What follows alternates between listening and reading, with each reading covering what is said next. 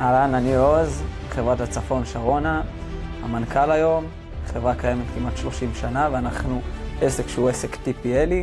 אנחנו מאחסנים מוצרי חשמל ומפיצים אותם גם ללקוחות הקצה שזה B2C וגם ללקוחות העסקיים שזה B2B. היום אנחנו נוגעים בכמה וכמה אופנים של סוגי אחסנה והפצה.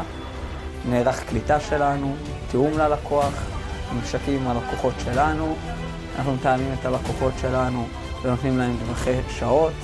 משם זה עובר אצלנו למשרד למקום השיבוצים, עובר למחסנים שלנו, ומשם מלקטים את הסחורה, סוגרים אותה יחד במסופונים ובמערכות מידע, וזה עובר משם ללקוחות לאחר תיאום ולמשאיות שלנו. אנחנו מוציאים כמעט כל יום 35 משאיות לכל חלקי הארץ, מצפון ועד דרום. טוב, אז זה מחסן שלנו, מחסן ערובה. פה אנחנו מאחסנים שילוב של גם מקררים באחסנה גושית וגם ינות באחסנה גושית. כל גוש פה מסודר לפי מקת, דגם, תאריך שהוא הגיע. העבודה פה מתנהלת לפי פיפו, וככה אנחנו מאחסנים את הסחורה. אם זה בעולם החשמל, אנחנו מאחסנים מא' עד ת', ממיקסר ועד מקררים גדולים, של חברות יוקרה, של חברות רגילות, יודעים להיות בכל מקום. בעולם הטקסטיל, מאחסנים ביגוד, הנעליים, כל מה שצריך בעולם הטקסטיל. ובמזון, מאחסנים משטחים של יקבי קרמל, משטחי יין.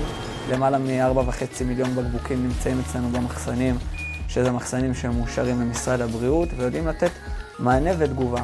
חשוב לציין שהחברה היא חברה משפחתית שיודעת לתת תגובה ויודעת להיות גמישה בכל פרמטר. וזה אחד הפתרונות בחברה. לי קוראים יהודה פרץ, אני מהבעלים ומהמקימים של חברת הצפון שרונה. חברת הצפון שרונה הוקמה בשנת 1990 על ידי.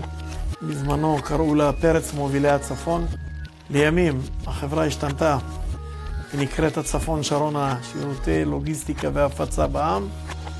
החברה עוסקת בהפצה, מוצרי חשמל בהתמקצעות, וכמובן באחסון, ונתן פתרונות לוגיסטיים ליבואנים. אנחנו נמצאים באזור תעשייה אלון תבור, למעלה מ5 שנים, יושבים על 30 דונם בנוי ומתרחבים